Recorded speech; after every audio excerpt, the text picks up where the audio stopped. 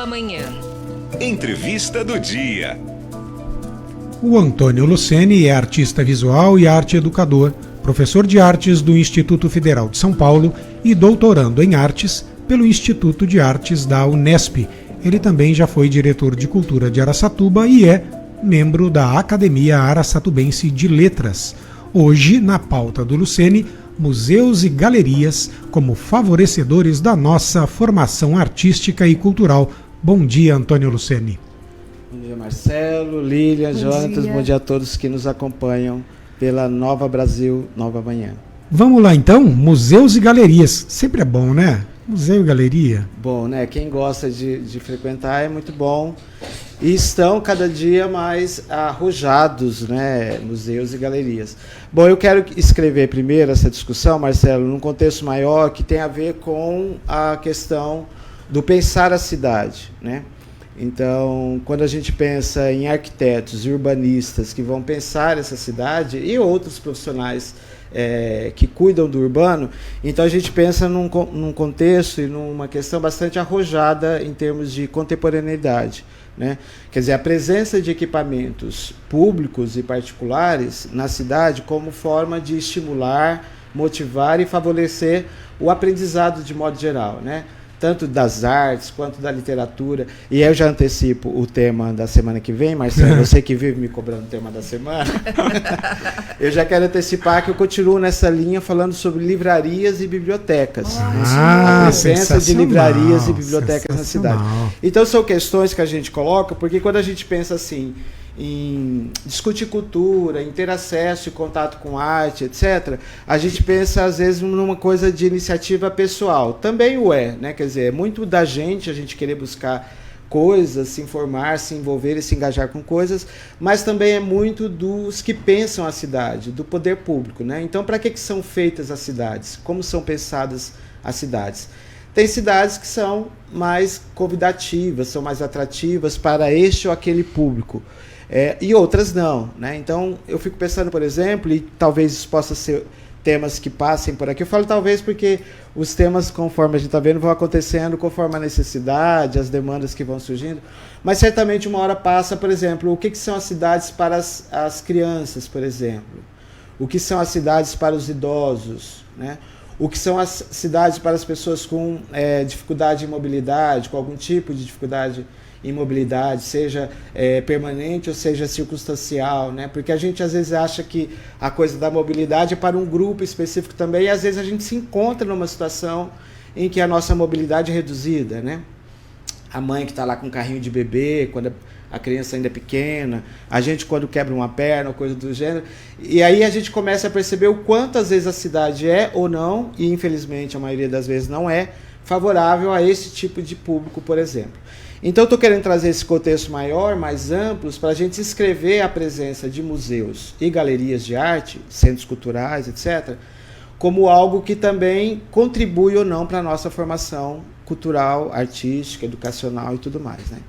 E aí eu quero citar alguns museus, né, e centros culturais no Brasil. Eu vou ficar aqui pelo Brasil, vou ficar aqui na nossa região e cidade, porque aí a gente fala sobre a nossa própria realidade. Sim. Né? Então, a primeira observação que eu queria fazer é que nem sempre os governantes das cidades, do Estado, dos Estados brasileiros e do Estado brasileiro se importam com museus, galerias e centros culturais. Eu quero trazer à lembrança, por exemplo, duas situações bastante graves, não só para o Brasil como para o mundo, por exemplo, aquele incêndio do Museu Nacional, né? Que foi uma verdadeira catástrofe. Hoje não se fala mais tanto nisso, mas na ocasião teve uma repercussão bastante grande e que nos trouxe prejuízos assim que não serão mais revistos, né? Porque lá havia peças únicas, como na maior parte dos museus e galerias, o que nós temos são peças únicas. E ali o museu que trazia não só coisas de arte, mas também coisas das ciências biológicas, peças, achados antropológicos, enfim, que não vão ser substituídos. Então, uma tristeza muito grande para a memória do povo brasileiro e do mundo como um todo, já que essas memórias se interligam, né? As memórias do mundo se interligam, se conversam. Um outro episódio bastante triste e felizmente já corrigido é o do Museu da Língua Portuguesa. Não sei se vocês se lembram também, aquele incêndio que houve lá. Mas o Museu da Língua Portuguesa tem uma particularidade que eu acho... da Estação da Luz em São Paulo, Estação da Luz, exatamente. Na frente da Pinacoteca ali. O Museu da Língua Portuguesa, apesar dos pesares, tem uma particularidade que tem a ver com o tipo de exposição que eles têm ali, que é normalmente, em sua maioria, virtual ou não permanente, transitória. Então, muita coisa que foi perdida com incêndio foi resgatada. Eu estive lá faz 2 semanas para visitar o novo prédio reformado. Ele está tão interessante quanto.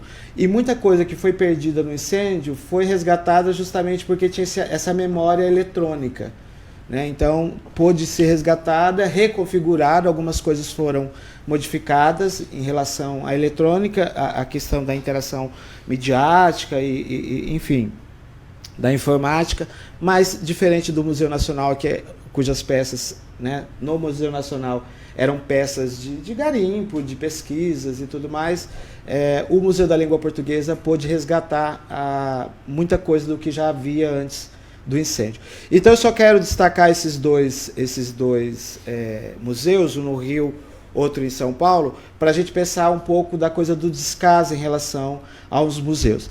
E para não falar que não falamos de nós, não falamos de Flores, Lira Flores, vamos falar também da precariedade de alguns museus aqui na nossa cidade, por exemplo. E aí eu quero citar o Museu Histórico e Pedagógico Marechal Cândido Rondon, que está largado aí, né, que está parado já faz um tempo. Eu espero que logo seja aberto. O Museu de Arte Infanto-Juvenil, onde está o principal acervo de arte dirigido e voltado e produzido por crianças no nosso município, que também já está fechado desde o falecimento da sua fundadora e mantenedora, a dona Mildred Pacite Rocha. Então, são alguns equipamentos que no nosso município precisam de maior atenção aí. Desculpa, eu não sabia da existência desse museu. Onde fica o museu? Tudo ali na estação ferroviária, no centro ali, na Vila Ferroviária. Museu de Arte Infanto-Juvenil. É o primeiro museu de arte infanto-juvenil do estado de São Paulo, que foi fundado e dirigido pela dona Mildred Pacite Rocha, artista plástica da cidade, falecida há alguns anos. Porque quando a gente fala em museu em Araçatuba, me vem, evidentemente, o Marechal Rondon, que é ali o histórico e pedagógico, vem o Museu Ferroviário, até porque é recente, está bonitinho, aqui na Vila Ferroviária. Sim. Também. Vem o Rintaro Takahashi, que fica ali na Luiz Pereira Barreto. Você está dando spoiler, Marcelo, eu ia falar... Desculpa. Não, mas vamos já entrar no tema. E o MAAP. O MAAP, o Museu de Araçatubense, né, de Artes Plásticas. Assim, automaticamente me vem só estes 4, e agora você falou que tem o de Arte Infanto-Juvenil, fundado pela dona Mildred, e que está parado. Está parado lá desde a morte dela.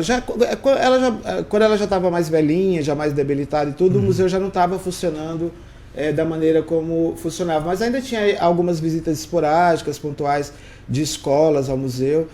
Hoje, desde o falecimento dela, já não mais funciona, está parado. Eu tenho desconhecimento. Eu passo de vez em quando lá em frente, está tudo fechado, tudo meio abandonado e tal. Como vários outros museus na nossa região também, não é exclusividade.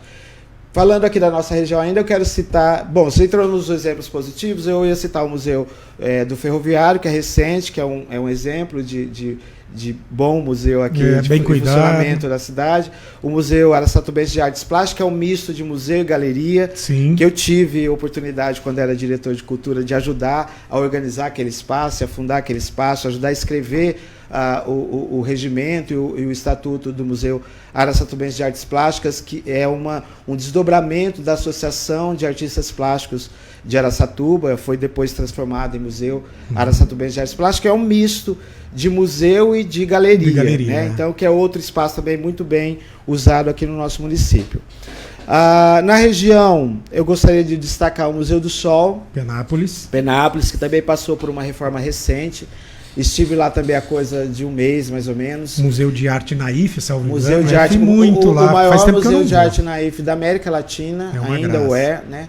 Como é que está o espaço? Está muito bom, muito bonito. É outra coisa que eu queria destacar também. Os museus hoje em dia, eles não são só aquele conceito de museu de guardar peças, de apresentar peças antigas ou coisa que valha, né? Porque também museu não é só de coisas antigas. Eu vou citar, por exemplo, o Museu do Amanhã, no Rio de Janeiro, por exemplo, né? Então, quer dizer, existe o museu do ontem, do hoje e do amanhã. Não é só aquela concepção que a gente tem de museu de coisas antigas ou de peças só históricas, né? Mas nós temos peças ou propostas ou proposições do amanhã, do que nem existe ainda, né?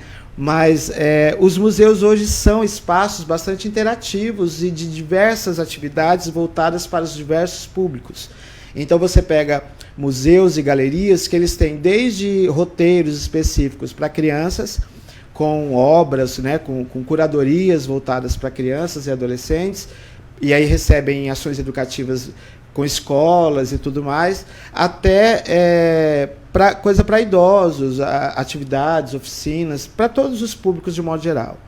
Há também uma preocupação em relação a conciliar equipamentos que tinham uma natureza mais analógica, mais rústica, mais rudimentar, a altas tecnologias.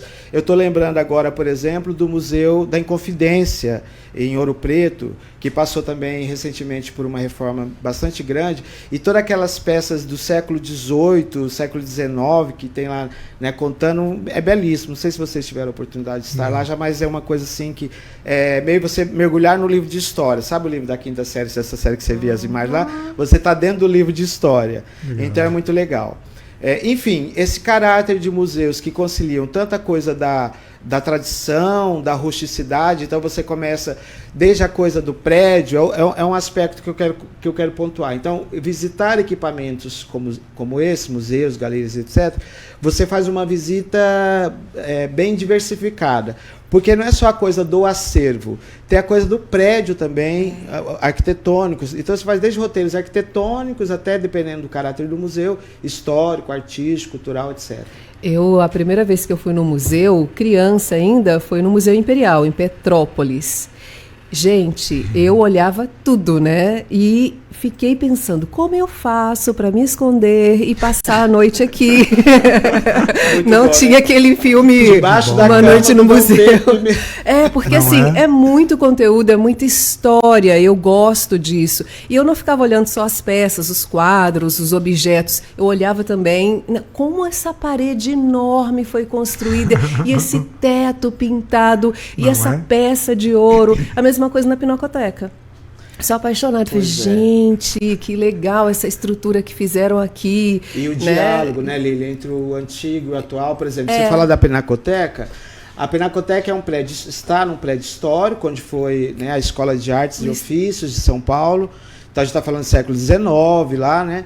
E você tem, por exemplo, intervenção, que é aquela parte, o telhado, né, o telhado zenital, aquela passarela que interliga um lado ao outro do prédio, que é do Paulo Mendes da Rocha, né? Quer dizer, o nosso Pritzker brasileiro, um dos 4 Pritzker brasileiros. Pritzker, para quem não sabe, é o Nobel da Arquitetura Mundial. De brasileiro nós só temos 4.